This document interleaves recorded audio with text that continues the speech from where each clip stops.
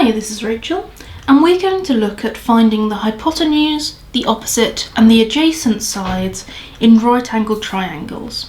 Now this is useful for when we use trigonometry, since our trigonometric equation that tells us what to do, which I'll put up here, and we'll talk about this in another video, but that has various parts to it. So we've got our S for sine, C for cos, T for tan. We've got O for opposite, we've got H for hypotenuse, and A for adjacent. So it's useful to know how to spot which parts of the triangle, which lengths are the hypotenuse, opposite, and adjacent. So I'm going to start with the hypotenuse. Now we should know roughly what this means from Pythagoras. It's just the long diagonal, so it's the longest side, and it's always that diagonal that is opposite a right angle. Now do be careful, because sometimes our triangles may be drawn like that. So our hypotenuse is our long diagonal, but it doesn't look like it's diagonal because our triangle's upside down. But it is still opposite that right angle.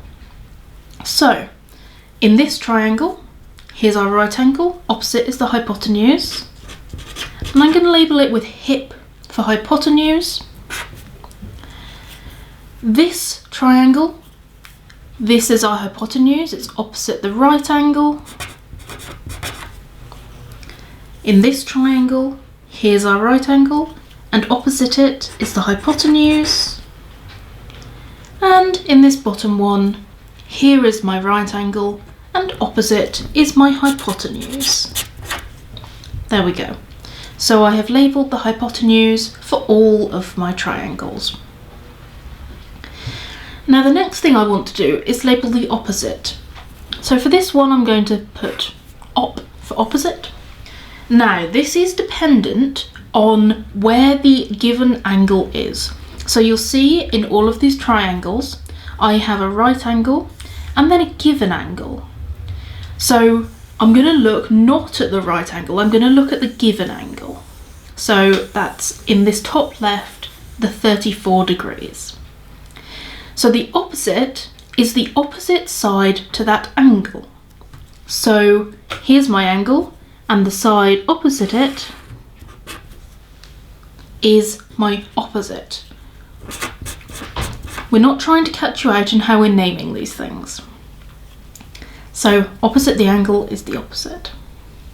Over in the top right, here's my angle, and then the side opposite it is my opposite. So that's my opposite.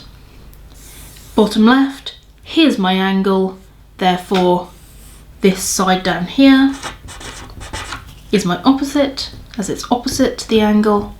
And my last one, here's my angle, and the side opposite it is this one down here. So that's my opposite. Okay.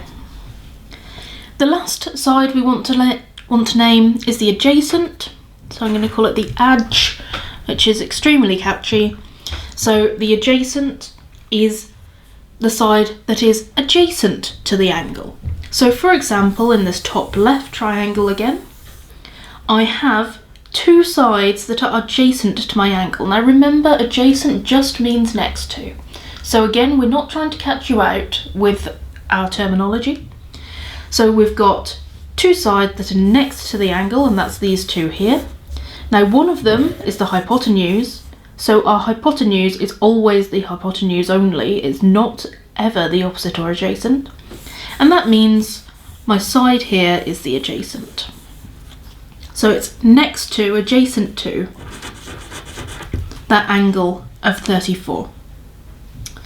Okay, over in this top right triangle, here's my angle.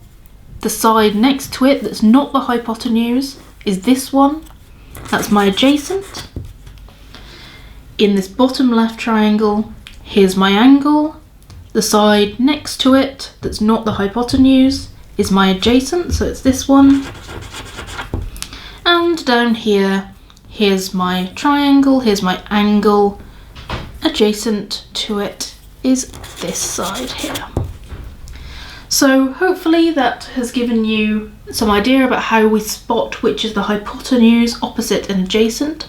And when we're doing trigonometry, that's always the first thing we need to do, because before we know that, we can't actually do any trig calculations, because we need to know what our opposite is, what our hypotenuse is, and what our adjacent is.